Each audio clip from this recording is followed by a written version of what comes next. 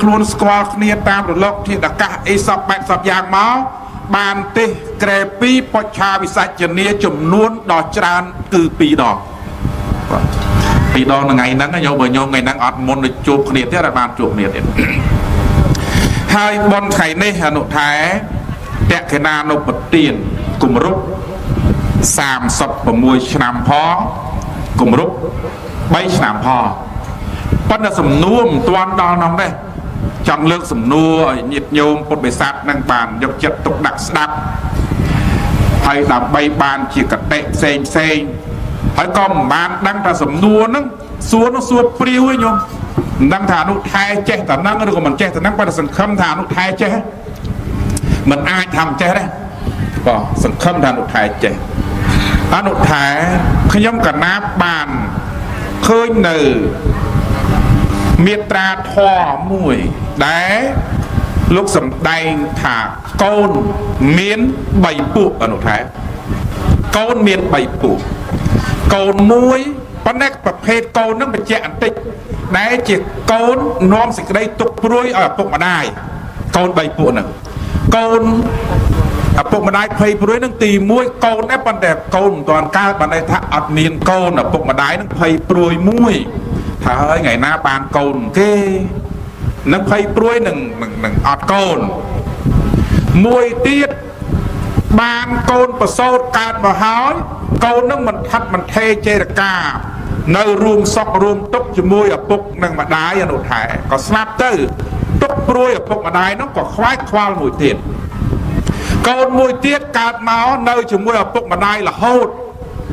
ប៉ុន្តែល្ងិតល្ងងមិនរៀនមិនសូត្រមិនចេះមិនដឹងរួមសំនឹងឪពុកម្ដាយមិនដល់ឱកាសរៀនសូត្រទៅទៀតតើសេចក្តីទុក្ខព្រួយសម្រាប់ឪពុកម្ដាយចំណែកកូនទាំង3ហ្នឹងទុក្ខព្រួយសម្រាប់កូនមួយណាច្រើនជាងគេអនុថែសូមវិសច្ចនីរឿង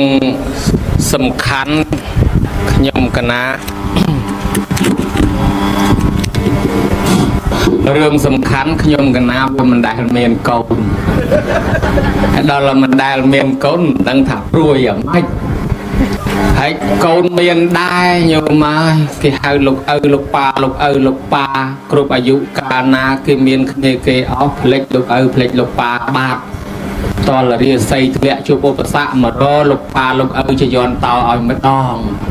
ហើយគេសុខសប្បាយគេទៅបាត់ទៅទៀតអញ្ចឹងអត់សូវមានកូនប៉ុន្តែប្រគុណជាអង្គម្ចាស់លើកឡើងទៅហើយក៏ឆ្លើយតាមចំណេះចេះចាំតាមដឹងខ្លះមកប្រគុណឲ្យញោមណាមានកូនច្រើនជួយប្រាប់អាត្មាផងកូន3ពួកនេះធ្វើឲ្យមេត្តាបៃតានឹងព្រួយ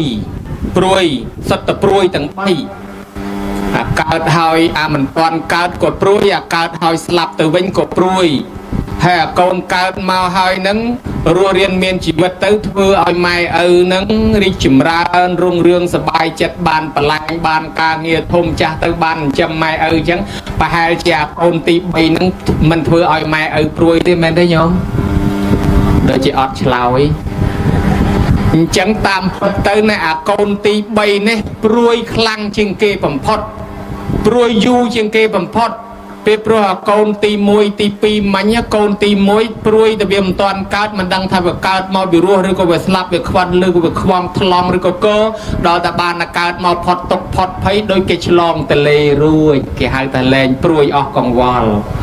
ហើយអាកូនទី2ដែលវាឈឺវាអាពៀតកើតមកនោះវាស្លាប់វាឈឺពិបាកមែនតាមពេទ្យតាមម៉ងវល់គេ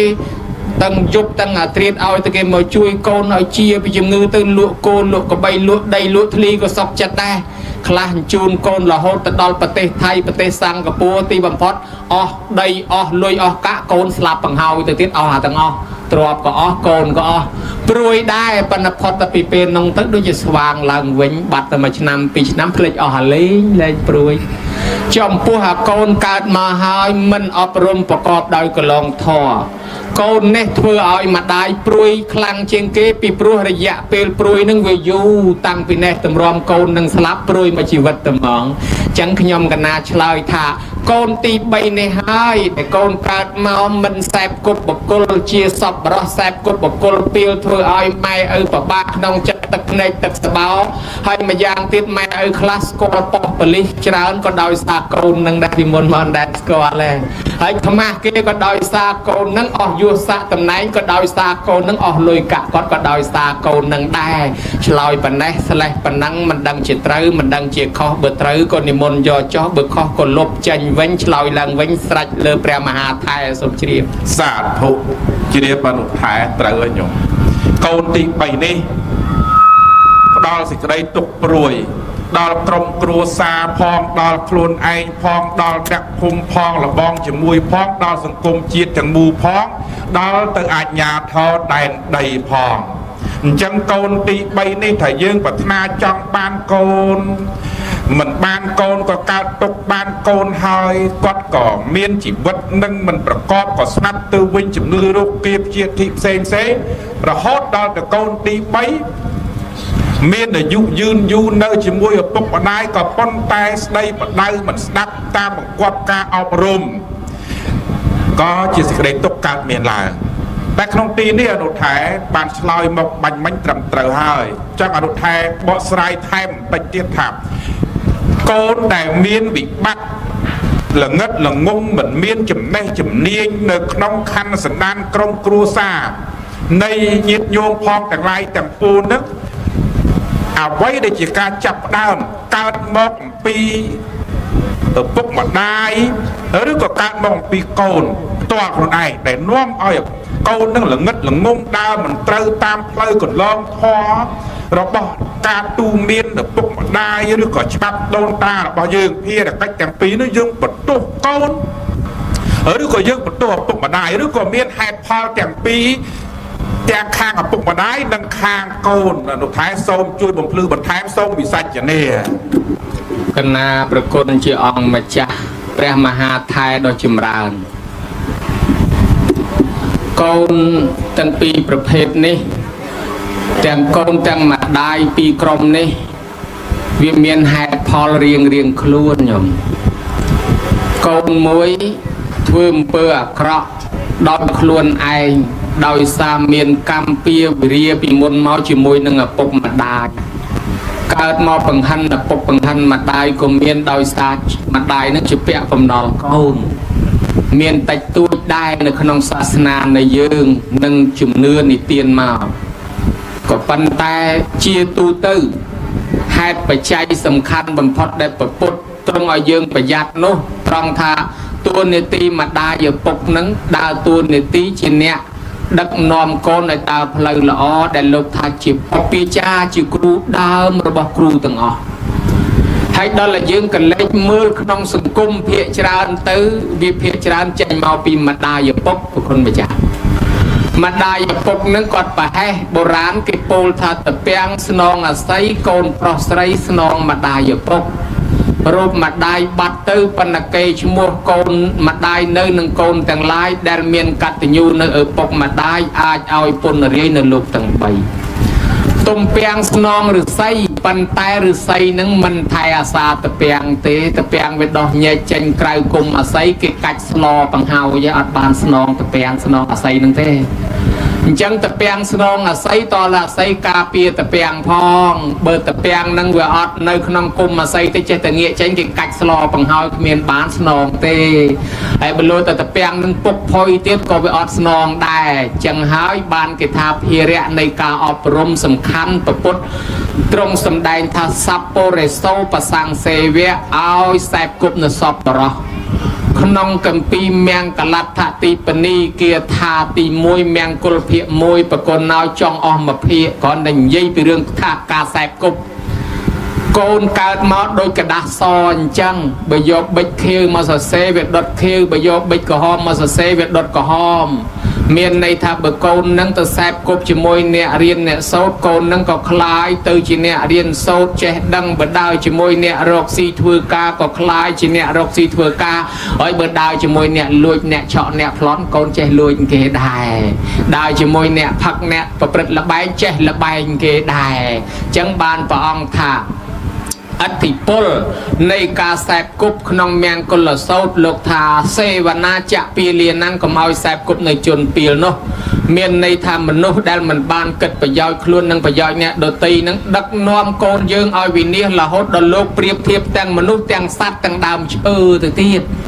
ដើមស្វាយផ្អែមល្អណាស់ថ្វាយព្រះរាជាយកតែដើមវល្លិពេជ្រទៅដាំប្រក់ពីលើស្វាយនឹង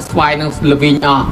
ហើយញោមមានផ្លែតបែកផ្អែមញោមសាកយកដើមតដឹកទៅដាំឲ្យប្រក់លើតបែកមកបឹមតបែកនឹងសាបដែរ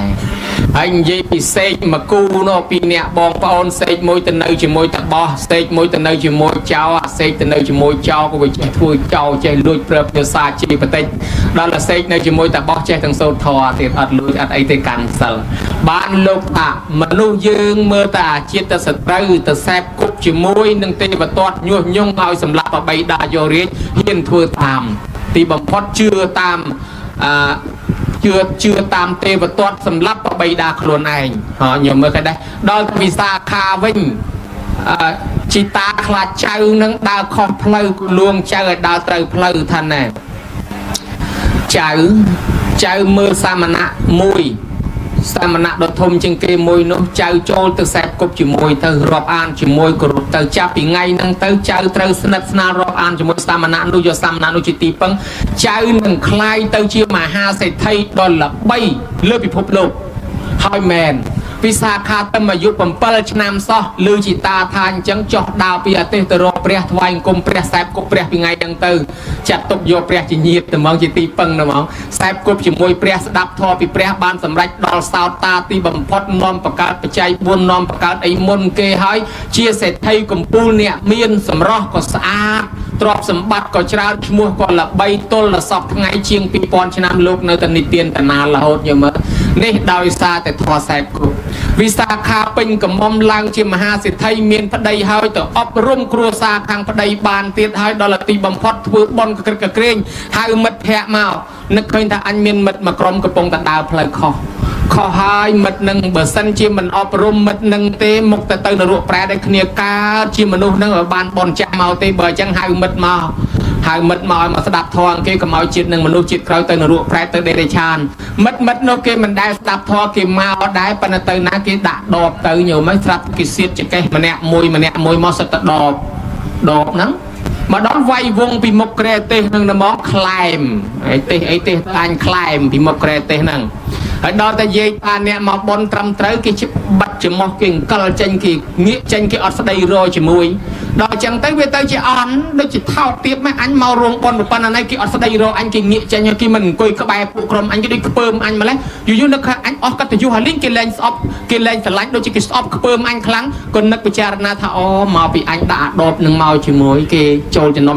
មិនរឹករៀបដូចគេ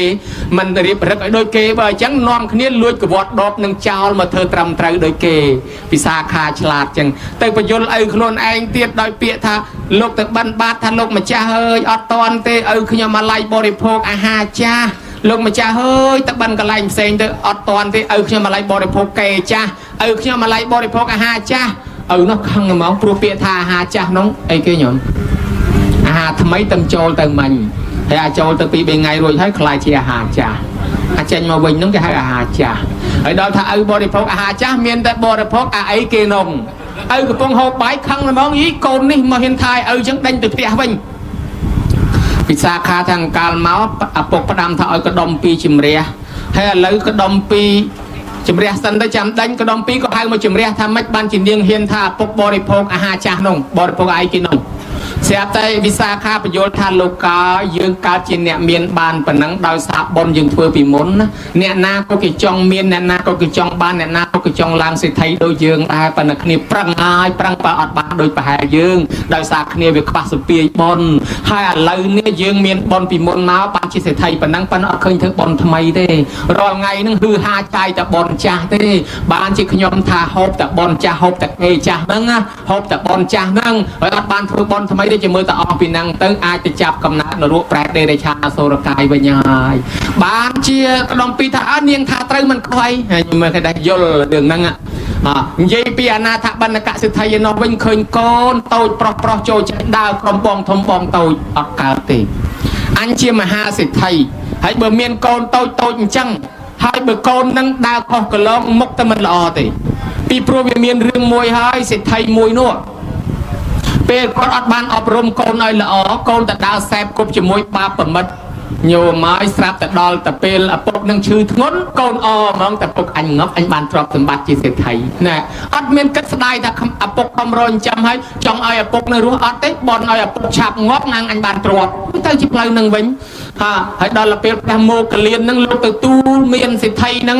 ទៅទូលមានសេដ្ឋីនឹងសម្ដែងធម៌ឲ្យស្ដាប់សេដ្ឋីនឹងជាពីជំងឺវិញអាកូននឹងគំនុំគុំមហាមោគលៀនទៀតជួលចោល500ឲ្យតាមសម្រាប់មហាមោគលៀនទៀតថាមកពីលោកអង្គនឹងឪអញចិត្តងាប់ហើយចិត្តបានទ្រព្យចាយហើយមកពីលោកនឹងមកសម្ដែងធម៌ឲ្យឪអញនឹងជាឡើងវិញមិនអញបានទ្រព្យបាត់ស្អប់លោកនឹងតាមរវៃលោកនឹងទៀតញឹមមើលឃើញដែរពេលដើរខុសកន្លងអញ្ចឹងបានអាណាថបណ្ណកសេដ្ឋីភ័យណាស់ខ្លាចកូនទៅដើរក្រុមបងធំបងតូចម្ល៉េះហើយក៏អប់រំកូនដោយវិធីផ្សេងគាត់នឹកឃើញជួលកូនឲ្យមកស្ដាប់ធម៌កូនមកស្ដាប់ធម៌អញ្ចឹងឲ្យប្រាក់ខែល្ងាចទៅយកលុយថ្លៃស្ដាប់ធម៌សុកចិត្តជួលកូនដល់ម្លឹងជួលហើយកូននឹងវាគ្មានមកស្ដាប់យល់លោកទេពីស្អីទេអញមកដើម្បីយកលុយល្ងាចទៅបាក់លុយថ្លៃស្ដាប់ធម៌បាក់លុយរាល់ថ្ងៃស្រាប់តែថ្ងៃមួយឪនឹងសួរថាម៉េចកូនស្ដាប់ធម៌នឹងបានប្រមាណបានចាំអីគេថាអីខ្លះអត់ទេអត់ចាំផងព្រោះក៏អត់ចាំបើអញ្ចឹងកូនឯងស្អែកស្ដាប់ឲ្យចាំមកចាំពុកថែមលុយឲ្យបើថារាល់ថ្ងៃនឹងឲ្យបានតែ100ទេឥឡូវបើចាំមកគេថាឲ្យ1000មែនទេឪមែនទេមែនទៅស្ដាប់មែនដល់ទៅមកស្ដាប់លើកទេឲ្យចាំមកប៉ុណ្ណឹងដូចស្រួលអញប៉ុណ្ណឹងចាំមកល្ងាចបាន1000ណាទៅដល់ឪនៅឯងហៅឲ្យមកសូត្រមិនបានចាំឲ្យ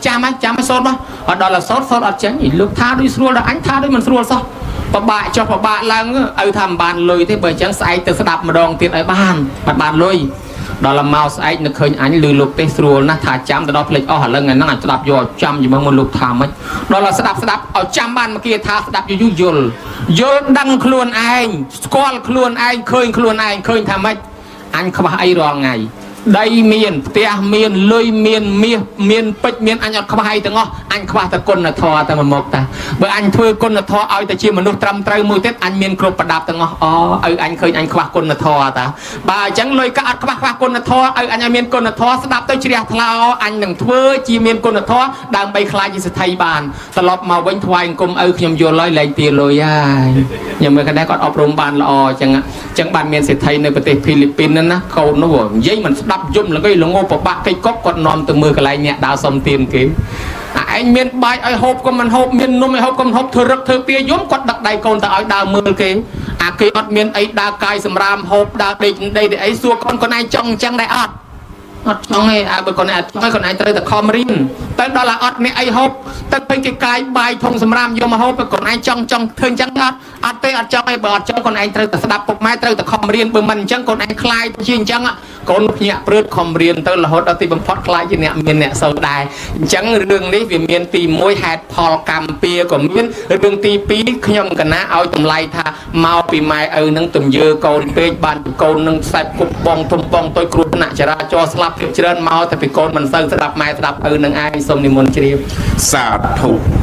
មានកូនមិនឲ្យកូនសូត្ររៀនចំណេះរបៀនការនានាមេត្តាលោកថាជាវេរីបៃតាចាត់ទាសត្រូវធំកូនពេញរូបពីលពុតមិនឡើងហៅថាមិនកើងក្នុងជំនុំប្រៀបដូចកុកគ្រោងចូលត្រនំកណ្ដាលជំនុំនៃរាជហង្សឃើញទេញោមមានកូនមិនឲ្យកូនសូត្ររៀនចំណេះរបៀនការនានារួចទៅមេត្តាបិតាទាំងឡាយខ្លះចាប់ផ្ដើមពោលតូចចិត្តតូចចិត្តណែលោកទេសនាណាលោកសានភិរេតទេសនាថាបើយកបាយមកហូបអាហារទៅវត្តយកបាសទៅទៀតឲ្យយកបាសបាយមកហូបជូនព្រះនៅផ្ទះសិនចាប់ផ្ដើមទាញបងចាប់ផ្ដើមទាញខ្លាចកូននឹងទៅទៅវត្តស្គាល់ទៅលោកបើអត់ស្គាល់ឪពុកម្ដាយតាមពិតបើកិច្ចគោរពត្រឹមត្រូវញោមត្រឹមត្រូវអញ្ចឹងមែនត្រូវតែគោរពព្រះក្នុងផ្ទះមេត្តាបិតារបស់យើងនេះជាមុនសិនចាំទៅគោរពព្រះនៅឯវត្តប៉ុន្តែព្រះអនុខែលោកសំដែងបាញ់មិញចំណុច កិរិយាផ្សេងនៅចំណុចទីបនដតហុំពលគឺទីអារាមទេញោមកុំសង្ឃឹមថាកូននឹងអត់ស្គាល់បនអត់ស្គាល់បាបអត់ស្គាល់គុណប្រកាសជាមិនស្គាល់ហើយញោមបើញោមនាំកូនឲ្យស្គាល់បនកន្លែងដែលប្ររពបនទីតាំងដែលប្ររពបនមានទីវត្តអារាមជាអាចនៅក្នុងព្រះពុទ្ធសាសនានាំកូនឲ្យទៅស្គាល់នាំកូនឲ្យទៅយល់ទៅស្គាល់កន្លែងគោរពប្រណិប័តទីនោះកន្លែងនោះនឹងមានពាក្យពេចន៍អប់រំកូនណាស្គាល់មេត្តាបិតាស្គាល់គុណអញ្ចឹងមុននឹងទៅវត្តមុននឹងទៅដល់ព្រះក្នុងវត្តកូនចៅមុខជាគោរពមេត្តាបិតានៅឯផ្ទះដោយសេចក្តីគោរពហើយប៉ុន្តែតើតើការយល់ដឹងកើតអំពីឪពុកម្ដាយនឹងមួយមកចំណែកទៀតឪពុកម្ដាយក៏ជាគំរូមួយបងអ្នកដើរមុខបងបោយអ្នកដើរក្រោយរែកពុនតាមអ្នកដើរខាងក្រោយរែកពុនតាមអ្នកមុខតាមអ្នកមុនតាមម៉ែតាមឪស្គាល់ដឹងគុណមេត្តាបិតាកូនខាងក្រោយនោះក៏ស្គាល់តាមនឹងដែរអាវុសោអនុថេរៈមនីអនុថែដ៏មានអាយុដ៏ចម្រើនត្រឹមត្រូវណាស់អនុថែបានបកស្រាយមកបាញ់មិញខ្ញុំកណាបានឃើញព្រះពុទ្ធដីការំលឹកនៅព្រះពុទ្ធគាថាមួយកន្លែងថាទ្វេមេភិក្ខវេបុគ្គលាទុលភាលោកាស្មੰមនាលវិខោទាំងឡាយបុគ្គលពីរពួករកបានដោយកម្រក្នុងលោកនេះអនុថែព្រះពុទ្ធទ្រង់សម្ដែងបែបនេះតើព្រះពុទ្ធទ្រង់សម្ដៅទៅលើបុគ្គលបែបណាដែលមានឈ្មោះថាបុគ្គលពីរពួកហើយ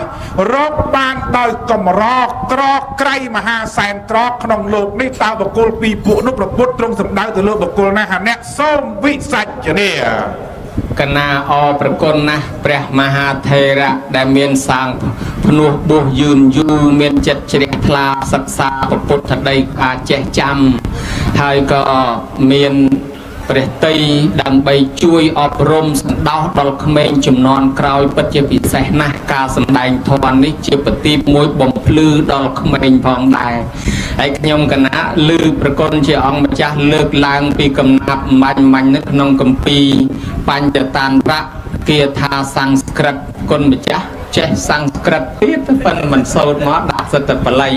តែនឹងខ្ញុំកណានឹកឃើញគេថាមាតាសទ្រុពីតាវៃរីយេនបាលនបតិតានសោបតិសភាមត្តសេហំសមត្តសេបកោយថាតែនឹងប្រែមកដោយគុណប្រែមិនអញ្ចឹងណាមានកូនឲ្យមិនព្រមឲ្យកូនសូត្ររៀនកិច្ចការរបៀនកិច្ចការចំណេះចេះចាំនានាម្ដាយឪពុកនឹងលោកចាត់ជាមនុស្សមានពាចាត់ជាសត្រូវដល់កូននឹងវាធំពុតមិនឡើងហៅថាមិនកើងក្នុងជំនុំដោយអាយុក៏ក្រក់មកដាក់ក្នុងទំនុំកណ្ដាលចំនួនរាជហង្សអញ្ចឹងមិនមកក្នុងជំនុំទេមិនបាច់រាជហង្សទេប្រគុណម្ចាស់ហៅទៅចូលមកមុខក្រេទេសនឹងមិនមកផងបានតែនៅក្រោយទៅបើមានកន្លែងវាយវងកាច់ពីពុះអានឹងគីឡូបបួលទៅចាបើបបួលមកកន្លែងរួមមិននឹងមកផងបាច់ថាដល់តារាជហង្សណាផងទៅរាជទៅប្រសង់ពីរអង្គនឹងមានមកក្បែរជឿនការដល់វគ្គគេឲ្យចូលប្រគិនមិនងាយមកផងអញ្ចឹងវាពិបាកដែរហើយញោមញាតិហើយពុទ្ធបរិស័ទទាំងឡាយលើកឡើងសំណួរបន្ទាប់មកទៀតនេះវារឹតតែសំខាន់ទៅទៀតសំខាន់ណាស់ថាបុគ្គលរកបានដោយកម្រមានពីរពួកណាព្រះពុទ្ធទ្រង់សម្ដែងថាគឺបុព្វការីយបុគ្គលអ្នកធ្វើឧបការៈមុនបានដល់ម៉ែឪនឹងមួយពួកហើយកតញ្ញូកតវេទីអ្នកដឹងហើយធ្វើតបទៅវិញនឹងមួយពួកហើយមិនបានថាក្រនេះគឺជាលោកឲ្យឈ្មោះថាជាភូមិរបស់សពបរោះទៀតបានជាថាក្រគេថាអញ្ចេះគេថាណែម្ដាយនឹកកូនដូចជាបាបដិញក៏ប៉ុន្តែបើកូននឹកម៉ែវិញដូចព្រះប្រែខ្នងដូចព្រះបែក្រោយយើងនិយាយងាយយល់ថាដូចព្រះបែក្រោយព្រះអង្គនិមន្តទៅមុខព្រះអង្គមិនចេះតែងាកឆ្វេងឆ្វាយទេមើលទៅមុខចឹងទៅហើយដល់មិនងាកក្រោយទេអញ្ចឹងយើងគិតឃើញថាបើពីម៉ែពីឪមកណាអប់រំព្រៀនបដៅហើយក៏ចិញ្ចឹមលះបង់ដើម្បីកូនយើងឃើញថាឃើញមានមែនណាក៏ប៉ុន្តែដល់កូនវិញឲ្យធ្វើតបឲ្យដូចម៉ែវិញមិនស្មើទេឬមួយក៏ញោមបានធ្វើស្មើគ្នាបើសិនជាញោមធ្វើស្មើគ្នាអានឹងមិនមែនក្រប្រមាណនេះសបោប៉ុន្តែបើធ្វើមិនស្មើទេអានឹងក្រហើយជាបុគ្គលរកបានដោយកម្រព្រោះវាមានតែមួយខាងអត់មួយខាង ហើយបើញោមមិនជឿអាត្មាទេចាំជួយឆ្លើយអាត្មាបន្តិចសួរសាកមើលគីឡូញោមបានស្មើបើសិនជាញោមឆ្លើយត្រូវជូនបន្ទុក1លានសូមឱកាសពីមហាថែសួរញោមញាតិមួយម៉ាត់ពីរសិនមើលញោមឆ្លើយឲ្យត្រង់តាំងពីកើតពោះម៉ែមកទល់ប៉ុណ្ណេះស្លៀកពាក់ខោអាវម៉ែអស់ប្រមាណកាផ្លេម្នាក់តាំងអាធ្វើឲ្យលហែកតាំងអាធ្វើឲ្យឆ្អេះទុំឆ្លើយ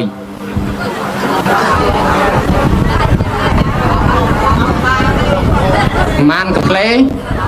អត់ដឹងទេអត់រាប់អត់អស់ទេហើយរាប់អត់អស់ទេហើយបើអញ្ចឹងដូចអាត្មាអីក៏ដូចមិនរាប់អត់អស់បើជាពាក់លុយគេ1លានសងគេប្រមាណរួចសង1លានរួចជាពាក់2លានសង2លានរួចចុះបើជាពាក់គេមិនដឹងសងប្រមាណបើជាពាក់គេរាប់មិនអស់សងប្រមាណសងមិនអស់អញ្ចឹងយើងជាពាក់សពុតខោអាវម៉ែឪដល់ថ្នាក់សងមិនរួចត្រង់ម៉ែគាត់ធ្វើឲ្យយើងបានត្រង់យើងធ្វើឲ្យស្មើម៉ែវិញឃើញអត់បានមួយឃើញចាញ់មួយបាត់ហើយគាត់មិនដឹងថាប្រមាណទេចុះឧបមាថាម៉ែឪទិញខោអាវឲ្យយើងបាន500កាផ្លេមកហ៎តាំងពីតូចទល់ប៉ុណ្ណេះចុះយើងទិញ500កាផ្លេជូនម៉ែវិញហើយនៅតលយូបើចឹងអត់ស្មើមួយទៀតសុំសួរមួយម៉ាត់ញោមមកប្រាប់ឲ្យត្រង់បើឆ្លើយត្រូវជូនបន្ទុក2លានកន្លះតាំងពីកើតពោះម៉ែទល់ប៉ុណ្ណេះតើហូបបាយម៉ែអស់ប្រមាណចានអស់អង្គប្រមាណកំប៉ុងម្នាក់សុំឆ្លើយអត់ដឹងទៀតណាដូចអាត្មាអីក៏ដូចយ៉ាងនេះអាត្មាអត់ដឹងដែរបើអត់ដឹងអញ្ចឹងមានន័យថាយើងជាពាក់បាយម៉ែជាពាក់អង្គម៉ែដល់ថ្នាក់រាប់មិនអស់ចុះបើយើងចង់សងអង្គម៉ែឲ្យស្មើគ្នាវិញតើយើងសងប្រមាណបាវអត់ដឹងបើអញ្ចឹងខាងម៉ែធ្វើបានខាងយើងធ្វើអត់បានជាពាក់គាត់មួយទៀតហើយតែនេះក្នុងបាលីគេថាជំពាក់ចិត្តណែបណ្ឌបាតបច្ច័យអាគ្រឿងស្លៀកពាក់គេថាជំពាក់ចៃវរៈបច្ច័យចុះមួយទៀតញោមតាំងពីកើតពោះម៉ែមកទល់ប៉ុណ្ណេះតើដេកកទេលខ្នើយភួយមុងម៉ែតាំងអាធ្វើឲ្យលហើយតាំងអាធ្វើឲ្យឆ្អេះអស់ប្រមាណសម្រាប់ម្នាក់សុំឆ្លើយមិនញោមសោចដឹងប្រមាណណាអត់ដឹងទៀតពីដូចអាត្មាអីក៏ដូចយ៉ាងនេះអាត្មាអត់ដឹងប្រមាណដែរអាត្មានៅពីក្មេងរឹកធំហ្នឹងញោមទៅស្ដាច់លើស្ដាច់ទៀតឈឺល្មមអីមិនខ្ចីឡើងពីកទេលទេអាកទេលខោអាវគេថ្មីបាញ់ដាក់ហ្នឹងឯងចង់បត់ដៃបត់ជើងអីខ្លាំងមែនទេគេពើកំពុងល្អខោអាវគេបាញ់ប្រាច់ដាក់ឲ្យថ្មីជ្រើងមិនគេដែររឹកធំណាបើអញ្ចឹងយើងជាពាក់សពុតណែជាពាក់កទេលខ្នើយភួយមុងម៉ែសងមិនរួចមួយទៀតហើយបើអញ្ចឹងយើងចាត់ទុកថាជាសេនាសនៈបច្ច័យសងមិនតន់គ្រប់ទេចុះមកសនួរទៀតតែចោក្រែងលោញោមមានណាឆ្លើយត្រូវថែមបន្ទុក3លានមើលនិយាយឲ្យត្រង់កុំខ្មាស់កុំអៀនតាំងពីកើតពោះម៉ែមកទល់ប៉ុណ្ណេះតើញោមលេបណែហូបក្រែមកៃម៉ែអស់ប្រមាណដុំទឹកកកអស់ប្រមាណកែវហើយលេបថ្នាំម៉ែអស់ប្រមាណក្របសុំឆ្លើយអត់ដឹងទៀតហើយកាន់ដូចអាត្មាមែនតើបើអញ្ចឹងយើងមិនដឹងថាសងល្មិចឲ្យរួចទេជាពាក់ថ្នាំមួយទៀតហើយគេហៅថាគីលានភេសជ្ជៈសរុបទៅមាន4ចៃវរៈហ្នឹងអាគ្រឿងស្លៀកពាក់អាគ្រឿងហូបនេះគឺបណ្ឌបាតតែបច្ច័យអាគ្រឿងដេកនៅសេនាសនៈបច្ច័យអាគ្រឿងលេបការពារជំងឺគេហៅគិលានភេសជ្ជៈបច្ច័យសរុបទៅអានឹងវាមាន4អា4ហ្នឹងគេហៅអីគេហៅបច្ច័យ4បច្ច័យ4គឺរបស់4មុខហ្នឹងមិនមែនសំដៅទៅលើ4វត្តឬ4អង្គទេហើយយើងប្រើរបស់ម៉ែជាពាក់បច្ច័យ4បានជាកូនចៅមានការដតីទៀតខ្លះគេធ្វើបន់បច្ច័យ4ជូនម៉ែឪនោះអញ្ចឹងយើងឃើញឥឡូវថាវា4ហ្នឹងពិបាករាប់អាត្មាសុំសួរតែមួយទេសរុបទាំងអស់យកតែមួយមកនិយាយទេបើញោមឆ្លើយត្រូវអាត្មាក៏សុំជូនបន្ទុកញោមឡើង3លានកន្លះណាញោមហើយកុំខ្មាស់អៀនជាមួយអាត្មាណាសុំសួរឲ្យត្រង់តាំងពីកើតពោះម៉ែមកទល់ប៉ុណ្ណេះតើម៉ែងូតទឹកឲ្យប្រមាណដងដោះអែលឲ្យប្រមាណដងហើយដោះកន្លែងណាខ្លះសូមឆ្លើយតាណាក៏គេដោះដែរដោះអាទាំងអស់សពគ្រប់គេឃើញអស់អាលេងគេស្គាល់អស់ហើយហើយងូតឲ្យប្រមាណដងម្នាក់ញោមសរុបដែរអត់ដឹងទៀតហើយឬក៏ដឹងញោមញឹមនឹងដឹងអត់បើអត់ដឹងដូចអាត្មាដែរអញ្ចឹងឥឡូវឧបមាថាអាត្មាដឹងថាម៉ែងូតទឹកឲ្យយើងឧបមាថាសរុបទៅបាន2000ដងដោះក្អែលឲ្យយើងបាន2000ដងចុះយើងវិញដោះក្អែលឲ្យម៉ែឪបាន2000ដងដូចគ្នាហើយនៅអាដែលបើដូច្នេះយើងធៀបមើលទៅភាគច្រើនមានតែខាងម៉ែខាងកូនធ្វើមិនបានទេ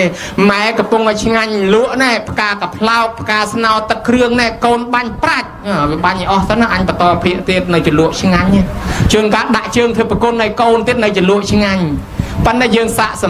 ម័យមើលបើសិនជាកូនពេញកំមុំពេញកំឡោះអង្គុយវាយវងជាមួយម៉ែបាញ់ប្រាច់ម្ដងវិញមានកូនណានៅចលក់ទៀតឯអត់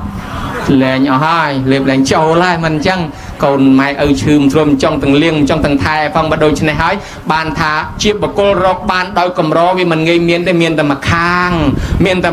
ដល់ខាងកូនគេអត់សូវកូនខ្លះគេដើរលូអញ្ចឹងថាដេកគុណណាខ្ញុំកណាមានបានរាល់ថ្ងៃមិនមែនដោយសារម៉ែឪទេ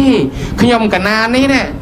ដីទិញខ្លួនឯងផ្ទះទិញខ្លួនឯងឡានទិញខ្លួនឯងរបស់ខ្ញុំកណាញើសជាងខ្ញុំកណាប្រឹងរកទេបើតាមគេពីម៉ែឪមកគ្មាននេះណកកពៅណបានគេបានខ្លះបានដីបានគេខ្ញុំមិនបានអីទេបានអាត្មាថាឲ្យចុះញោមទៅរកស៊ីខ្លួនឯងញោមបានដៃណាដៃហ្នឹងជើងបានជើងណាជើងហ្នឹងជើងហ្នឹងដៃហ្នឹងបានពីណាមកបានពីម៉ែឪនេះឲ្យឆ្អឹងហ្នឹងឆ្អឹងយើងបានពីឆ្អឹងណាឆ្អឹងម៉ែឆ្អឹងឪសាច់យើងបានពីសាច់ម៉ែសាច់ឪអញ្ចឹងញោមយកដៃជើងហ្នឹងទៅរកស៊ីហ្នឹងទៅធ្វើការហ្នឹងដៃជើងរបស់ម៉ែឪឲ្យដដែលហ្នឹងអញ្ចឹងពាក្យពុនម៉ែឪដដែលញោមមើលក៏ដែរជារបស់ម៉ែឪដដែលកូនខ្លះគេថាគេខំប្រឹងរៀនគេមានចំណេះម៉ែឪបង្រៀនពីដើមមកមុនគេបានកូនមានចំណេះមានតំណែងដែរដូច្នេះហើយកូនខ្លះបាននឹកឃើញប៉ុណ្ណឹងឯងអាត្មាមានប្រទេសអញ្ចេះទៀតញោមម្ចាស់ប៉ុនគាត់ដាក់ប្រូក្រាមប៉ុនឲ្យហៅកូនអីអត់ចង់មកទេគាត់យកមកសួរអាត្មាគាត់ថាដេកគុណណាបុតនឹងតាមពិតទៅកូនគ្មានធ្វើទេខ្ញុំកណាដាក់សិតឲ្យឈ្មោះកូនអ្នកផ្ដើមបុនបើលុយកណាទាំងអស់ហ្នឹងឪថាអញ្ចឹងចង់សួរកូនសួរលោកដេកគុណតិចកូនវាបានបនតែអត់បើខ្ញុំកណាដាក់សិតឲ្យឈ្មោះកូនអ្នកផ្ដើមបុនបើតាមពិតកូនគ្មានចេញមករៀលផងថាមិនចាញ់ហៅគេមកគេមិនមកទេហៅមួយបាត់មួយហៅមួយបាត់មួយនិយាយនោះមូលក៏ផ្ដៅតាលេងឲ្យសួរលោកកុំនិយាយបាននៅស្ងៀមកុំនិយាយអាត្មាក៏យល់អីទេញោមមិនមានតែយើងថាដូចខាងដើមអញ្ចឹងមានតែបង្រៀនកូនណែនាំកូនណែនាំកូននៅខំធ្វើល្អម៉ែគ្រូសម្រាប់កូនញោមចំណាំមើលចេះគ្រួសារណាដោយបើម៉ែឪនិយាយពាក្យពីរោះជាមួយកូនចាខ្ញុំអត់ជេរទេណាកូននឹងអត់ចេះជេរទេអត់ចេះជេរហើយនិយាយពីរោះហើយបើគ្រួសារណាម៉ែឪនឹងអាមឹងហើយចុះហើយឡើងជេរបចោលនិយាយពីកូននឹងកោពីតាមឲ្យដូចញោមបកែជេរណាអាត្មាឃើញប្រទេសអ្នកកូនអូស្ត្រាលីតូចមួយដល់ម៉ែខឹងពេកដំបងនិយាយតែញ៉ាំបាយដល់ម៉ែខឹងពេកឯងគិតតែលេងគិតមកជ្រះបាយមកបានតែប៉ុណ្ណឹងដល់ពេលហូបបាយទៅជើញទៅហៅតាមកញ៉ាំបាយទៅដល់ហៅតាម៉ែហៅជ្រះបាយយាយម៉ែហៅជ្រះបាយវាគាត់កោពីតាមម៉ែអាពេលជ្រះបាយហ្នឹងវានឹកថាហ្នឹងស្មើនឹងហូបបាយដែរអញ្ចឹងវាលឿនអញ្ចឹងក្មេងញ៉ាំមើលឃើញដែរនិយាយពីរឿងមួយទៀតរឿងពីរទៀតគេនិយាយរឿងកំ pl ែងឯងបាទអាត្មាសុំទោសញោមឲ្យហើយណាគេនិយាយពីសាលារៀនហ្នឹងមានកូនស្រីកូនប្រុសអាកូនស្រីហ្នឹងវាខុសឯកសន្តានគេស្មាទោសចុះញោមឲ្យវាស្លៀកខ្លីដល់តែគ្រូគេមិនឲ្យស្លៀកខ្លីអញ្ចឹងហាមម្ដងជាពីរដងវាខុសឯកសន្តានគេមិនឲ្យស្លៀកអញ្ចឹងដល់តែហាមទៅវាអត់ស្ដាប់សោះហាមមិនស្ដាប់នៅតែស្លៀកអញ្ចឹងមិនស្ដាប់គ្រូក៏ដាក់គេហៅថាហៅអាណាព្យាបាលយកមកដើម្បីជួយណែនាំប្រាប់អាណាព្យាបាលហៅម៉ែនោះមកព្រះហើយដល់តែអាណាព្យាបាលមកម្ដាយមកវាខ្លីជាងកូនទៅទៀតគ្រូថាវាមកវិញអញ្ចឹងបានអញនិយាយមិនស្ដាប់បើថាអញនិយាយវាមិនស្ដាប់ហៅម៉ែមកនិយាយអាម៉ែខ្លីជាងកូនទៅទៀតនិយាយណាឲ្យណាអញ្ចឹងនិយាយពីអាកូនប្រុសនោះវិញម្ដងក្អេងក្អាងពេញសាលារករឿងវាយគ្រូរករឿងវាយសិស្សដទៃអាងឪវាមានដល់តែកូននិយាយណែនាំមិនស្ដាប់ឪគ្រូនិយាយណែនាំមិនស្ដាប់ក៏ផ្ដាំទៅឲ្យជួបអាណាព្យាបាលចឹងដែរស្រាប់តែអាណាព្យាបាលមកចងេងចងាងរកវាយគ្រូពេញទៅសាលាទៀតគ្មានច្បាប់មានត្រឡប់បានឪថាអញនឹងនិយាយណាទុកណាបើឪវាអញ្ចឹងដែរចឹងបានដូចគុណម្ចាស់លើកឡើងថាម៉ែឪនឹងជាគំរូកូនដែរណាម៉ែណាបកែជេរបចោតកូនលឺជាមួយកូនកូពីតាមហ្នឹងចឹងវានិយាយឡទៅនឹងល្អចឹងខ្ញុំកណារៀងវែងបន្តិចប៉ុន្តែដោយសារចង់បញ្យល់ទៅហ្នឹងគាត់ថានឹងហើយបុព្វការីជននឹងមកពួកហើយកូននឹងមកពួកជាបុគ្គលរកបានដោយកម្រគុណម្ចាស់សូមជ្រាបពាក្យពេចម៉ែឪត្រូវកូនចាំបណ្ដាំទឹកចិត្តពិតពីព្រំពាក្យប្រាជ្ញពីព្រេងម៉ែឪគុំនិយមព្រះពុទ្ធវិសុទ្ធពេជ្ររុនពណ៌មាសជះរស្មីសម្ដីម៉ែឪត្រូវរំលឹកចំកុំឲ្យពេចភ្លេចពាក្យពេចម៉ែឪត្រូវដូចជាសូរិយាចន្ទ្រាក្នុងគ្រាបរំភ្លឺលោកបងនឹងបើកូនខូចកូនខលកូនមិនយល់កូនមិនស្គាល់កូនមិនដឹងដូចអនុថែបានបកស្រាយមកបាញ់មានគ្មានខុសអីទេញោមបងយើងកុំរងចាំថាឯងមិនគុំដឹងគុណអញកូននឹងមិនគុំស្គាល់គុណអញកូននឹងមិនគុំដឹងអញពេលខ្លះញាតិញោមពុទ្ធបរិស័ទភារកិច្ចនឹងយើងចែកដាច់ថាភារកិច្ចឪពុកម្ដាយមានព្រំវិហារធម៌មេត្តាករុណាមុទិតាធម៌នឹងហើយក៏ប៉ុន្តែយើងបានប្រព្រឹត្តក្នុងព្រំជនក្នុងនាមជាមេត្តាបិតាទៅលើកូនប្រុសស្រីនឹងយ៉ាងណាខ្លះឪពុកម្ដាយខ្លះពេលព្រឹក ចេញពីផ្ទះទៅធ្វើមុខចំនួនជួញដោខាតចំណេញខាតមកផ្ទះវិញហត់នឿយសម្រានលងលក់ដំណេកបាត់ឱកាសអប់រំកូនសុំបីតែ10 20នាទីក៏គ្មានឱកាសអប់រំកូនដល់ភាពកក់ក្ដៅឲ្យកូនដល់កូនហ្នឹងវាចេះតែទៅខាងក្រៅណាយពីអារម្មណ៍អប់រំឪពុកម្ដាយមួយថ្ងៃបន្តិចទៅជួបជនផ្សេងដូចអនុថែបានបកស្រាយការសែបគុំបាញ់មិញបងទៅដល់ទៅប៉ះធរសែបគុំញាតញោមប្រឹងរកលុយបានទុកដាក់ពីដើមយើងមានទូមានហាប់មានកេះអីជាដើមចាក់សោទុកទៅកោះយកនៅតែបានឥឡូវថាមិនបាច់ទុកទៅដល់ណាមានការរីកចម្រើនទុកដល់ទៅធនាគារតែកូនខូចញោមទុកដល់កាហែងណាក៏កូនវាមិនផ្លាចោលវិញដែរអញ្ចឹងបើរកចំនួនជួយដោប្រកបមុខរបរសមាអាជីវកម្មផ្សេងកុំភ្លេចយកឱកាសអប់រំកូនមានអ្វីមិនស្មើនឹងមានកូនល្អប្រៀបបីដូចជាដួងព្រះច័ន្ទរះឡើងបំភ្លឺមេឃនិងផែនដីយ៉ាងណាបើសិនជាមានពពកខ្មៅទៅបាំងបិទដួងព្រះច័ន្ទគឺមិនអាចនឹងភ្លឺជះមកដែនផុសភាផែនដីយើងបានទេយ៉ាងណាមិនក្នុងគ្រួសារយើងក៏ដូចគ្នាបងអញ្ចឹងកុំភ្លេចឱកាសអប់រំកូនដឹកនាំកូនយើងទាំងអស់គ្នាមានភារកិច្ចជាមេត្តាបិតាអប់រំកូនប្រុសស្រីឲ្យល្អបើមិនដូច្នោះមេត្តានោះលោកចាត់ទុកប្រជាវេរាបិតាទុកជាសត្រូវធំជាមួយនឹងកូនអត់មានសេចក្តីសុខទេមកចំណែកអនុថែបានបកស្រាយមកបាញ់មិញមួយទៀតញោមអនុថែបកស្រាយមិញសួរអស់ហើយឪពុកម្ដាយចិញ្ចឹមតាំងពីជ័យវរៈបច្ច័យបណ្ឌបតបច្ច័យសេនាសនៈបច្ច័យគិលានភេសជ្ជៈបច្ច័យកូនទាំងអស់អាចច្រណែនគ្នានឹងបងនឹងប្អូនពីរឿងគេឪពុកម្ដាយតដើមគេគ្នាបានតិចបានច្រើនចាប់ទោសអស់ដំណើរដាក់កំហុសឲ្យឪពុកឲ្យម្ដាយថាម្ដាយឪពុកស្រឡាញ់កូនមិនស្មើគ្នាយ៉ាងណាញាតិញោមឲ្យស្មើគ្នាទាំងអស់ក៏មិនងាយដែរប៉ុន្តែស្មើគ្នារឿងមួយថាមេត្តាបិតាឲ្យជីវិតយើងហើយដល់នោះថែបានសម្ដែងមិនថាដៃទេជើងទេរូបកាយនេះណាដែលឲ្យបានពីណាមកបើយើងស្រឡាញ់ទ្រព្យស្រឡាញ់សម្បត្តិមិនអាចនឹងមកជួបមេត្តាបិតាក្នុងរដូវកាលបុណ្យទានផ្សេងមានដាក់បិណ្ឌចូលឆ្នាំជាដើមរវល់មិនហ៊ានមកទេខាតពេលវេលាការរកស៊ីចំនួនជួយដោចុះបើគេយកលុយយកមាសយកប្រាក់កែកងពីទូសោរិកានពេជ្រជាដើមដែលជារបស់មានតម្លៃប្រព័ន្ធភ្នំណាមួយដែលធំជាងគេក្នុងពិភពលោកឲ្យយកមកឲ្យយើងប៉ុន្តែគេសំដោថាខ្ញុំសុំដៃមកចំហៀងមកឲ្យទេហើយទេបានឲ្យតែវាឈឺបើកាត់ដៃចេញទៅវាឈឺហើយឈឺនោះវាកើតទុកហើយហេតុអីបានកើតទុកថាមិនចង់ឲ្យឈឺមិនចង់ឲ្យកើតទុកទេចុះដៃនៅណាឲ្យមកដល់នោះថែបកស្រាយមិនចឹងអញ្ចឹងបើគេឲ្យមានប្រាក់ដែលយើងចង់បានថាមិនហ៊ានមកធ្វើបុណ្យគោរពមេត្តាបិតានោះខ្លាចខាតពេលវេលារកស៊ីចុះបើសិនជាគេឲ្យមាសប្រាក់នោះដែលយើងប្រឹងរកប៉ុន្តែគេយើងបាច់រកគេឲ្យឯងទៅមកប៉ុន្តែដូរយកជីវិតតែទេមកឲ្យយើងស្រឡាញ់ជីវិតណាដែលឲ្យអញ្ចឹងអ្នកណាមានគុណប្រយោជន៍ក្នុងជីវិតយើងគឺមេត្តាបិតាយើងហើយរឿងមួយទៀតញោមញាតិពុទ្ធបរិស័ទអាត្មាតែងតែសម្ដែងជាញឹកញាប់ថាមេត្តាបិតាអើយអ្នកខ្លះក៏មកអួតប្រាប់អាត្មាដោយគុណហើយដោយគុណខ្ញុំកណាមានផ្ទះតនេះមួយមានដីស្រែចម្ការតនេះផងតនោះផងកណាចែកឲ្យកូនប្រុសស្រីឲ្យស្មើគ្នាចែកឲ្យអស់កណាមិនទុកទេអាត្មាក៏ត្រូវហើយញោមចែកកុំទុកប៉ុន្តែអ្នកដែលកើតទុកអ្នកដែលចែកគេអស់ហ្នឹងហើយកើតទុកឲ្យតែចែកឲ្យគេអស់កើតទុកហើយកូនខ្លះមិនទាន់បានគេពីឪពុកម្ដាយមករាល់ថ្ងៃពុកអើយម៉ែអើយចេះមួយចុះពីរមាននំមានណែកមានកទៀវមានកខ្វែមកជូនមេត្តាបិតាដល់ទៅពេលផ្ដិតមេដៃចែកគេកូនប្រុសស្រីរួចកូនបានដល់ដៃហើយយើងអាយាលមកលែងរួចទេញោមអញ្ចឹងបើមានទ្រព្យសម្បត្តិ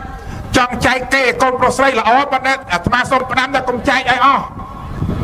តែចែកឲ្យអស់អត់ទុកទេកូនបានទៅលែងងាករេមករកចិញ្ចឹមមេត្តាបិតាហើយកូនអើយកាលម្ដាយនៅពីក្មេងនឹងឪពុកឯងសែនវេទនាខំរកចិញ្ចឹមកូនពុំងាយឥឡូវខ្លាយជាមនុស្សអត់ន័យចិត្តចាំរៀនសូត្រនៅធម៌អារក្សាសិល5សិល8ជាប់ចិត្តនឹងកូនស្ងួនពិសីរៀនធម៌វិន័យមិនចេះចាំក កម្មក្រាស់ខ្លាំងណាស់នឹងតណ្ហាមេត្តាបិតាប្រាថ្នាខ្លាំងចង់បានភពក៏ទ្រាំដោយកម្លាំងទុកក្រាន់ចែកគេកូនប្រុសស្រីឲ្យកូនរៀនសូត្របានចេះដឹងមិនឲ្យល្ងឹតល្ងងក្នុងលោកីរៀបចំភរិយាគូស្វាមីតាមច្បាប់វិន័យពីបុរាណនឹកសង្ឃឹមថាខ្លួនចាស់ទៅរំពឹងទៅលើកូនកល្យានថាមុខនឹងជួយខ្លួនវិញបានក៏សម្រាប់ប្រានភ្លេចអាត្មារីកូនប្រុសស្រីបានប្រពន្ធប្តីគេធ្វើប្រងើយគេខំរកស៊ីធ្វើកន្តើយព្រះអើយនេះហើយកម្មឪពុកម្ដាយញោមឃើញទេបងគេបានលុយបានកាក់ឲ្យដោយអនុថែថារកស៊ីមានបានខ្ញុំកណាមមែនបានលុយពីម៉ែពីឪនោះមកទេផឹករចង់ងាប់បងឃើញទេម៉ាត់ទៅញោមមេត្តាបិតាមានទ្រព្យសម្បត្តិចែកឲ្យកូនប្រុសស្រីដល់អាត្មាជម្រាបជូនបាញ់នឹងមិនចង់លាក់ទុកអីទេបងហើយកូនប្រុសស្រីទាំងឡាយអាចដណ្ដើមគ្នាចង់បានគេពីឪពុកម្ដាយប៉ុន្តែញាតិញោមឃើញទេឃើញកូនប្រុសស្រីណាដែលចំណែនគ្នាដណ្ដើមគ្នាដណ្ដើមម៉ែដណ្ដើមឪទៅចិញ្ចឹមមានទេញោមអត់មានទេអាចដណ្ដើមគេកូនប្រុសស្រីចំណែនគ្នាតែម៉ែតែឪស្រឡាញ់គ្នាមិនស្មើប៉ុន្តែកូនប្រុសស្រីមិនដែលឆ្លោះគ្នាដោយសារដណ្ដើមម៉ែដណ្ដើមឪទៅចិញ្ចឹមទេម៉ែអើយទៅនៅមួយអាពៅទៅខ្ញុំរវល់បន្តិចកូនច្រើនទៅអានោះទេទៅមួយអាបងខ្ញុំរវល់បន្តិចរវល់ចុះរវល់ឡើងម៉ែដើរមកជុំនឹងអត់មានកូនចិញ្ចឹមបងញោមឃើញទេបងនឹងញាតិញោមពុទ្ធបរិស័ទត្រឹមត្រូវណាស់មានព្រមវិហារធម៌ត្រឹមត្រូវណាស់មានកតញ្ញូតាធម៌ប៉ុន្តែពេលខ្លះញាតិញោមបើមានទ្រព្យសម្បត្តិទុកខ្លួនឯងឲ្យបានច្រើនហើយចែកទ្រព្យសម្បត្តិទៅលើការខិតខំបណ្ដុះបណ្ដាការសិក្សារៀនសូត្រនេះជាចំណេះដ៏កំពូលចាយមិនអស់ទេតែបើញាតិញោមមិនឲ្យកូនរៀនសូត្រសោះដល់អាត្មាបានជម្រាបមិញមានកូនមិនឲ្យកូនសូត្ររៀនចំណេះរបៀងការនានាឃើញទេញោមហើយញាតិញោមមានទ្រព្យប្រមាណទៅចែកឲ្យក៏វាមិននៅដែរប៉ុន្តែបើញោមមិនបាច់ឲ្យទេគេនឹងទុកខ្លួនឯងបង្ហាត់បង្រៀនបណ្ដុះបណ្ដាលឲ្យកូនរៀនសូត្រចេះដឹងអត់សាបសូន្យទេអត់បាត់តាណាទេបងអត់បាត់តាណាទេកូននឹងចេះដឹងហើយចេះឲ្យដឹងទៀតស្គាល់យល់គុណមេត្តាបិតាទៀតបើមិនចេះដឹងទេញោមចែកគេឲ្យមិនស្គាល់មិនយល់អាគេនឹងក៏អស់អាមិនស្គាល់អាមិនយល់កូននឹងនៅតែមិនដឹងគុណមេត្តាបិតាគឺនៅតែពិបាកបងអេវ៉ាំងកតញ្ញូបុគ្គលាហោតេនៅក្នុងលោកនេះបុគ្គលដែលដឹងគុណរបស់អ្នកផងទាំងពួងមានមេត្តាបិតាជាដើមរកបានដោយកម្រក្រក្រៃពេកអកតញ្ញូណូហេពហូហោនតោរីឯបុគ្គលដែលមានចិត្តគំនិតពិតមិនស្គាល់មិនគោរពមិនតបគុណមេត្តាបិតាជាដើមច្រើនណាស់រមិនបារតាណាក៏ឃើញដែរដូច្នេះមេត្តាបិតាទាំងឡាយគប្បីប៉ុណ្ណាគប្បីធ្វើយ៉ាងណាចិញ្ចឹមបីបាច់ថែរក្សាកូនពង្រៀនបង្ហាត់កូនឲ្យកូនចេះស្គាល់យល់ញោមមិនបាច់ដេកគិតថាទេកូនហើយមិនបាច់ទៅវត្តទេចិញ្ចឹមអញនេះល្អជាងញោមមិនបាច់ប្រើពាក្យហ្នឹងក៏កូនដឹងដែរអាវុសោអនុថេរៈមនីអនុថេរមានអាយុដល់ចម្រើនឥឡូវកូនដឹងកូនមិនដឹងហ្នឹងយើងយកមកចាត់ចែងចែករំលែកធម្មទានជំរាបចែកជូនដែលមានក្នុងកាសពេលនេះរួចរាល់ហើយឥឡូវនេះលោកអ្នកម្ចាស់ប្រាំបុណ្យអនុថែគាត់មានភារៈជាកតញ្ញូតាធម៌បវរប្រសើរពុនពេកគោរពនៅប្រធាននៃកងការមហាកុសលជាប្រធានកម្ពុជាបុណ្យពលគឺកតញ្ញូតាធម៌នេះល្អប្រសើរឥឡូវគាត់បានគោរពប្រណិប័តមេត្តាបិតាតាំងពីនៅរស់ដល់ពេលនេះលោកបានចែកឋានទៅបានធ្វើបុណ្យតក្កិណានុពទានអាវុសោនុថេរៈតើបុណ្យតក្កិណានុពទានដែលមានក្នុងទីនេះដើម្បីបានបុណ្យបានកុសលដល់អ្នកដែលចែកឋានទៅគប្បីកូនប្រុសស្រីនិងអ្នកនៅរស់ប្រារព្ធតិចបែបណាឲ្យបានបុណ្យដល់អ្នកដែលចែកឋានទៅហើយអ្នកសូមវិសាចនាកូនណាអប្រគុណណាស់ព្រះមហាថែប្រគុណម្ចាស់ញោមញាតសំដែងធម៌ពីរោះមិនមែនពីរោះទៅតិចញោមឯណាអាត្មាក៏ពីរោះដែរស្ដាប់ទៅពីរោះមានកំណាប់មានកាបមានឃ្លោងមានបាលីគាថាបកស្រាយសម្រាយងាយយល់ប្រគុណហើយឥឡូវថាកូនចៅមានសទ្ធាធ្វើបន់ជូនលោកឪពុកអ្នកម្ដាយហើយតួនាទីទី5របស់កូនចៅកូនល្អប្រគុណហើយកូនល្អគឺកូនដែលកាន់តួនាទីរបស់ខ្លួនភតោនេសង្ភរេសាមិម៉ែឪធ្លាប់ចិញ្ចឹមយើងចិញ្ចឹមគាត់កិច្ចចាំងនេសង្ករេសាមិបើគាត់មានកិច្ចរវល់កូនចៅមកជួយការងារកិច្ចការគាត់ còn là vang sang tập bè xa mỹประติบัติ thai ra xa pui pong vong tờ côn cầm áo thẹn cho tia gia trangประเดปาเชียmỹ ประติบัติ thai ra xa cây à co đàn mèo ở chạy áo cầm luộc tịch luộc tì bảo con ấy tục chia nụ sao ri khla phòนี่ไม่เนื้อรัวโกนกันตามตัวนี่ตีบุญนี่ให้ดอลแต่กอดสลับตือให้เมียนแต่มายางกดคือเตะเขนังอนุปเตสามิเอาโกนเจ้าถือบอนเตะเขนังอนุปเตนตือแต่เอาสรบดอยใครตัวนี่ตีโกนเมียนปีเบื่อไม่เนื้อรัวจำตามแบบรัวจูนใบตักนมจำในไตรสัจสปอร์ตสตาร์เอาใบปัจจัยโดยกะประกะเบอร์สลับแต่ให้ตือถือบอนเตะเขนังอนุปเตนเฮ้ยเตะเขนังอนุปเตนนั่นคืออะไรกี่คือกรรมวิธีพญาสหอยประจูนอ่อยไม้อ่อยโยมแต่ขนาดนุปเตียนนั่งพญาสหอยแต่อ่อยเนี่ยสลับพญาแต่อ่อยไม้อ่อยเบอร์พญาตามบิงตามอีมันนี่ตรูมันนี่แดงสกกอดน้องอดเมียนนะปะบะบามันละหอยขนมศาสนาพญาแต่อ่อยเนี่ยสลับกี่พญาตามแบบเพื่อแต่ขนาดนุปเตียนกี่เมียนองใบได้โดยกี่พญาลอยได้องตีมวยมาจากบนโจลประเกณฑ์ต่อได้โดยโยเลยจะด่าโจลทะเนียเกียโจลวิ่งโจลอีมันนี่ย่ายโจลตรูมันนี่ลบมันนี่ย่ายฮะองตีปีมาจากบนนั่งเนี่ยเอาตื้อแต่เอาเนี่ยสลับอันนั้นโดยปรับเลยเกาหน่งไปปลวกขมเอาแต่สลับตื้อรอบเลียนขมเอาอย่างไปทั่วบนเปียเวียเปียการนั่งเอาตื้อเอาขมเอามวยหนามนุษย์นั่นเลยไปพบโลกนี่เมียนจรานะยังพญาลืมดังเอาพญาแต่เอาเนี่ยมวยหนาต่อแต่ด่าเอาจอมถ้าเอาเนี่ยมวยน้าปรับเลยโกดตัวเนี่ยนงจังยังปรับมัวถ้าบนเนอตื้อเอาไปเป็นน้าจังองตีปีเอาโกนใจเนี่ยเอาตื้อองตีใบเนี่ยสลับน้องมาตัวเมียนในทาเกมมัดดอกอยู่เลยเมื่อกี้มันมัดดอกก่อนบ้านโดยคืนนี้ตีมวยด่าลอยโจลตีปีปรับไอโกตีใบเกมมัดดอกอันนี้ตีมวยด่าจิงหันด่าบอลโจลตีปีพญาประจูนเตอร์ตื้อเตอร์ใบเนี่ยน้องมาตัวบ้านคือขาชอบเบอร์ไม้โดนตาน้องกอดดังบ้านอาจารย์นอมคือยังกันอีมิเนียเยเตปตาเตวีกรทวานในเวทยงnhà bồn nâng tam tê bát đa miền này tập tự tập mày ở dương này na tê bát đa đằng ngọ bởi chẳng bát đam nhà tam tê bát đa non tầm năng tê bát anh nâng ai bàn và con mà cha hối chấm này đại việc khó nâng khó tận nè còn trời ơi nơi na trôi mà hai bong bát ôn bát bong à cha mưa mắng đổ mọc chăn là lâu từ na lúc hai môi mà đó tay cha mong với hạt cha không nhom bị là quân việc nhom nè một nè cam mau bát nan đấy anh vô mà thôi chỉ một đấy chỉ nuốt nhom thôi chỉ hai sau đây cha tiền cha nó ấy tiền lục pro ba lục pro xong chơi lục pro ở từ đỉnh cột nơi dương này cha tìm tôi bị nhập từ vọt từ mà tầm cao tê nhôm chẳng chuồn cáo tam bất tử cha cái khát bonពីព្រោះយើងចំណាយមកយប់មួយថ្ងៃពីរថ្ងៃហ្នឹងបេះដូងប៉ុនណាតែកណានឧបទានត្រង់អាកន្លែងចូលប្រគេនហ្នឹងហើយបើហៅមិនមកមិនលងហ្នឹងមិនលងបេះដូងប៉ុនបាត់ប្រយ័ត្នតែឆ្ងាញ់តែមាត់អ្នកនៅរស់ម៉ែឲ្យអត់ទទួលបានណាចឹងហើយបើយើងជាភ្ញៀវវិញយើងដេញបន្ថែមទៀតគេហៅណែឯងទៅធ្វើប៉ុនណាខ្ញុំមកចូលប៉ុនណែឯងមិនមែនមកឲ្យណែឯងខាត់ប៉ុនមកទួលខ្ញុំទៅប៉ុនចុះក្មួយអើយចេះទៅលយបាត់ទៅញោមណាហើយមួយទៀតប្រយ័ត្នតាអាចារ្យយើងអ្នកចំណាយលុយធ្វើប៉ុនអស់ប្រយ័ត្នតាអាចារ្យគាត់អត់ទិសឲ្យម៉ែគាត់អស់ចុះបើហៅមិនមកដល់ហៅមិនមកអាចារ្យទៀនសាល់ខ្ញុំធ្វើឲ្យព្រះគុណឲ្យខ្ញុំសច្ចាឧទ្ទិសផលនេះណាជូនមេត្តាបិតាខ្ញុំ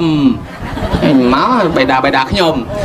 ហើយបើសិនជាយើងមកសូត្រជាមួយអាចារ្យមេត្តាបិតាខ្ញុំគេដែរហើយបើមិនមកអាចារ្យសូត្រម្នាក់ឯងបិតាខ្ញុំទៅគាត់នោះមេត្តាបិតាខ្ញុំបើចឹងទេបានគេហៅឲ្យមកហើយទី2មកហើយគេឲ្យសមាទានសិលមុននឹងវេហ្នឹងដល់ទៅលបមើលមុខមើលមាត់សិតតែយាយមកពីបរាយកើតយាយមកពីព្រៃគឺដៀងមកពីព្រៃវែងកូនចៅម្ចាស់បុណ្យអត់មានថាតាមផងអានឹងហើយដែលគេហៅថាខុសកូនចៅត្រូវសមាទានសិលហេសមាទានអីដាក់មក5កេះដាច់វិញឥឡូវហើយវាមិនតាន់ដាច់ឯណាចាំគេជាប់បុណ្យប្រមាណកេះប្រមាណទៅ20ម៉េះបានសិល1ម៉ោងឬ2ម៉ោងគ្រាន់បើជាងអត់សោះថ្ងៃធ្វើបុណ្យឧទ្ទិសឲ្យខ្មោចម៉ែខ្មោចឪគឺថ្ងៃដែលកូនត្រូវកាន់សិលមិនមែនថ្ងៃធ្វើបុណ្យថ្ងៃបដាច់សិលទេថ្ងៃធ្វើបុណ្យឧទ្ទិសឲ្យម៉ែឪគឺថ្ងៃកូនចៅត្រូវកាន់សិលហើយអាម៉េចបានជានាំគ្នាបដាច់សិលថ្ងៃហ្នឹង365ថ្ងៃក្នុងមួយឆ្នាំមិនបានកាន់សិលសោះសុំតែមួយថ្ងៃហ្នឹងហើយបើសុំមិនបានទេសុំតែមួយព្រឹកអត់បានទៀតហើយបើឥឡូវសុំតែមួយព្រឹកមិនបានសុំតែ2ម៉ោងអត់បានទៀតបើអញ្ចឹងសុំតែ10នាទីពេលប្រគេនហ្នឹងមក មុននឹងប្រគេនសមាទានសិលមួយផ្លែតហេប្រគេនអីល្ងាចនឹងដាច់សិលវិញអស់គង់រឹតបាបទៀតវាមិនមែនរឹតបាបទេមានសិល1ម៉ោង2ម៉ោងគ្រាន់បើជាងអត់សោះជាពិសេសសមាទានសិលរួចនៅអង្គុយនឹងអត់តន់ទៅណាសិលស្អាតទាំង5អត់មានដាច់អីមួយចូលប្រគេនពេលនឹងបានបុណ្យពេញអានឹងបានហៅថាបានដល់ម៉ែដល់ឪបើយើងអត់មានសិលម៉ែឪអត់ត្រូវទទួលទេអញទទួលអីមានអាកូនអត់សិលឡាដែលគង់មករួចប្រែតដោយតែអញដែលអត់ទទួលអត់បានចំណាយលុយទៅអត់បានជាអាចារ្យគ្រប់វត្តរៀបប្រគេននឹងគេឲ្យកូនចៅមកសមាទានសិលអញ្ចឹងកូនចៅថាតាមទៅបន្ទាប់មកទៀតអាចារ្យថាបល័យវេឃើញគេថាមួយម៉ាត់កូនចៅឃើញតែអង្គុយដាក់ទូរស័ព្ទថតចុះថតឡើងថតចុះថតឡើងឃើញបែរមុខមកលោកខំថាអញរៀបរឹកស្មានតែគេថតខ្លួនគេ selfie យកទៅក្បាលគេសោះជួនកាលទៅគិតតែពីនេះអាចារ្យសុតអីសុតទៅអត់ខ្វល់គេទៅថតគេទៅវិញទៅមកញឹមចុះញឹមឡើងលោកសុតដល់ណាមិនដឹងអាតំណឹងដែលហៅថាខុសមើលមុខមើលមាត់ទៅឃើញទៅវេឃើញតែយាយតាអ្នកផ្សេងវេកូនចៅមិនឃើញថាតាមផងត្រង់ហ្នឹងហើយដែលហៅថាខុសគេខុសវេហ្នឹងវេធ្វើអីគេថាឲ្យកូនចៅនឹងថាតាមតាហើយមិនអញ្ចឹងអាចារ្យហ្នឹងប្រែថាគ្រូហ្នឹងមកបង្រៀនណាបង្រៀនកូនហ្នឹងឲ្យចេះធ្វើបុណ្យឲ្យឪមកពីគុណមិនចេះឲ្យទឹះហ្នឹងបានអាចារ្យថាមួយម៉ាត់ឲ្យថាតាមហ្នឹងហើយបើយើងមិនថាតាមអាហ្នឹងឲ្យខុសហើយបើយើងចេះឲ្យទឹះយើងមិនថាតាមអាចារ្យក៏បានដែរថាតែម្នាក់ឯងទៅសុំទៅទឹះបុណ្យខ្ញុំនេះដល់តសុកតសៅយីម៉ៅតាគៀតាច័ន្ទថាអីចេះថាយើងស្គាល់ហើយបើយើងមិនចេះឲ្យទឹះថាតាមអាចារ្យវេហ្នឹងមានបល័យឲ្យទឹះនៅក្នុងហ្នឹងអញ្ចឹងគេបង្រៀនកូនឲ្យចេះឲ្យទឹះឯតាហ្នឹងហើយអញ្ចឹងកូនចៅថាតាមដែរហ្នឹងត្រូវហើយដល់វគ្គវេវគ្គប្រគេនមិនដឹងកូនចៅនៅឯណាស្រួមអស់ទៅលុយឆ្ងាញ់ទៅមាត់អ្នកនៅរស់អត់បានដល់អ្នកស្លាប់ទេប្រគុណម្ចាស់ឆ្លើយប៉ុណ្ណេះឆ្លេះប៉ុណ្ណឹងមិនដឹងជាពេញបតីឬអត់បើវាវែងពេកច្រាប់ចាញ់ផងបើខ្វះនៅវិញជួយបំពេញឲ្យកំពុងញាត់ឯណែនឲ្យផងសូមជ្រាបសាធុជ្រាបឲ្យញាតិញោមបងអនុថែត្រឹមត្រូវណាស់ចឹងញាតិញោមក៏បីប្រយ័ត្នកម្មផលាំងសត្វហេធ្វាទាតបទានងតេខេណាផលដែលកើតអំពីកម្មជាបច្ច័យនៃការប្រព្រឹត្តធ្វើឆ្ពោះទៅរកតេខេណានុបទានចំណៈបរិយលោកកាំងសត្វហេធ្វាទាតបទានងវិជ្ជតេតេខេណានុបទានបរិយអ្នកដតីទីកន្លែងកើតពលគឺមេត្តាបិតារបស់យើងនឹងបានទទួលផលនៃបុណ្យនេះប៉ុន្តែដល់អនុថែបានបកស្រាយញាតិញោមត្រូវចាំថាបុណ្យនេះគឺយើងធ្វើជូនចំពោះអ្នកណាស្រឡាញ់នឹករលឹកដល់មេត្តាបិតាដែលចែកឋានទៅអញ្ចឹងយើងធ្វើបុណ្យដើម្បីឧទ្ទិសកុសលជូនដល់បុព្វការីជនដែលបានចែកឋានទៅមិនមែនធ្វើបុណ្យតម្រូវអ្វីដែលខ្លួនយើងចង់បានដោយខ្លួនយើងបំពេញបំណងចិត្តខ្លួនយើងទេអញ្ចឹងត្រូវតែស្ដាប់ធម៌ផ្ទាល់តិចតាំងចិត្តគំនិតផ្ទាល់ចិត្តប្រកេនផ្ទាល់ដៃនិស័យស្មោះខ្លួនយើងដើម្បីនឹករលឹកឧទ្ទិសជូនចំពោះមេត្តាបិតាដែលបានចែកឋានទៅបុណ្យដែលញាតិញោមបានឧទ្ទិសហើយនឹងសម្រេចដល់អ្នកដែលចែកឋានទៅតាមរយៈពឹងពងរទេវតាដល់អនុថែបានបកស្រាយមកបាញ់មិញហើយកាលណាបើញាតិញោមបានឧទ្ទិសហើយបុណ្យនោះដូចគ្រាប់អង្គញាតិញោមយកអង្គមួយកំប៉ុងយកមកដាំបបរឬបាយតើញាតិញោមអាចចាំបានទេថាបាយឬអង្គដែលកើតឡើងបាយឬបបរដែលកើតឡើងពីអង្គមួយកំប៉ុងតើយកមកវាល់វិញពេលដែលកើតទៅជាបាយคล้ายទៅជាបបរមួយកំប៉ុងវិញឬក៏ច្រើនកំប៉ុងវាទៅជាចានវាទៅជារបស់ច្រើនបានន័យថារបស់បុណ្យនេះបើញោមតាំងចិត្តស្អាតល្អបរិសុទ្ធបុណ្យត្រូវការភាពបរិសុទ្ធត្រូវការភាពបរិសុទ្ធតើយើងដើរទៅតាមផ្លូវណាធ្វើដោយម្ដេចបានបរិសុទ្ធត្រូវសមាទានសិលមួយគណៈមួយពេលដើម្បីជាឱកាសចាប់ផ្លឹករលឹកដល់មេត្តាបិតាដែលចែកឋានទៅឲ្យគប់ចិត្តនឹងការ